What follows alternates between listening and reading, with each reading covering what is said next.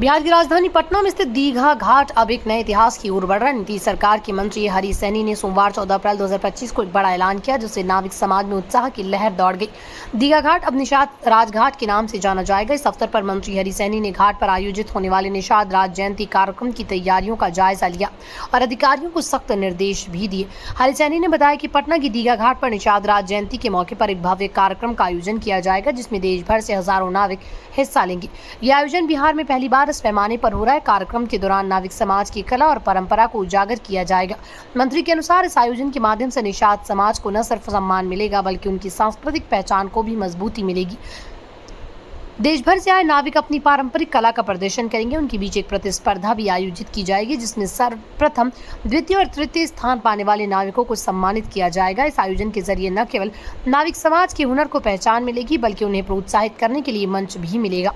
कार्यक्रम के दौरान नाविकों को कई तरह की सौगातें भी दी जाएंगी। हरी सैनी ने कहा, सरकार की ओर से नाविकों के लिए बीमा की सुविधा दी जाएगी, ताकि उनके जीवन और काम में सुरक्षा सुनिश्चित की जा सके। ये सरकार की नाविक समाज के प्रति प्रतिबद्धता को दर्शाता है। इसके साथ ही उन्होंने ये भी स्पष्ट किया कि इस आयोजन को यादगार और सफल बनाने के लिए पूरी तैयारी कर ली गई है। निषाद राजघाट नाम से मिलेगी नई पहचान। मंत्री ने इस मौके पर ऐलान किया कि अब दीघा घाट को निषाद राजघाट के नाम से जाना जाएगा। उन्होंने कहा, निषाद राजघाट नाम सिर्फ एक पहचान नहीं, बल्कि नाविक समाज की ऐतिहासिक भूमिका का सम्मान है। ये फैसला समाज के लंबे से चली आ रही मांग को पूरी करता है और सामाजिक समावेश की दिशा में एक महत्वपूर्ण कदम माना जा रहा है। रामायण के अनुसार निषाद राज ऋग्वेरपुर के राजा थे और वो भगवान राम के परम मित्र भी थे। वनवास के दौरान भगवान राम, माता सीता और लक्ष्मण ने पहली रात तमसा नदी के तट पर और दूसरी रात निषाद राज के क्षेत्र में बिताई थी। निषाद राज ने ही भगवान राम को गंगा पार करवाई थी। इस पौराणिक घटना के माध्यम से निषाद समाज को रामायण काल से एक गौरवपूर्ण स्थान प्राप्त हुआ। हर साल निषाद राज जयंती के मौके पर शोभा यात्रा निकाली जाती है और सांस्कृतिक कार्यक्रमों का आयोजन किया जाता है। अब सरकार द्वारा इस आयोजन को सरकारी मान्यता मिलने और घाट का नाम बदलने से इसे और व्यापक पहचान मिलेगी।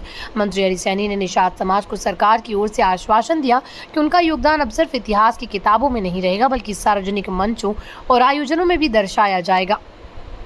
उन्होंने संबंधित अधिकारियों को निर्देश दिए कि आयोजन में कोई कमी न रह जाए और हर नाविक को सम्मान पूर्वक मंच प्रदान किया जाए। पटना की दीघा घाट को निषाद राजघाट नाम देना सिर्फ नाम परिवर्तन नहीं, बल्कि सामाजिक बदलाव का प्रतीक है। ये निर्णय न केवल निषाद समाज को सम्मान देने का प्रतीक है, बल्कि बिहार सरकार की सामाजिक समरसता की दिशा में एक बड़ा कदम भी है।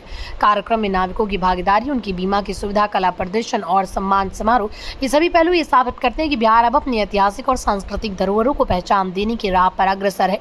अब देखने वाली बात ये होगी कि निषाद राज जयंती का ये भव्य आयोजन कितना सफल होता है और इसे समाज को किस तरह स्तर पर लाभ मिलता है। लेकिन फिलहाल के लिए साफ है कि पटना का दीघा घाट अब एक नए अध्याय की ओर बढ़ चला है, एक गौरवशाली पहचान के साथ। वीडियो को ज़्यादा से ज़्यादा शेयर करें, लाइक करें और चैनल को सब्सक्राइब करें, ताकि हर खबर आप तक सीधे पहुंच सके।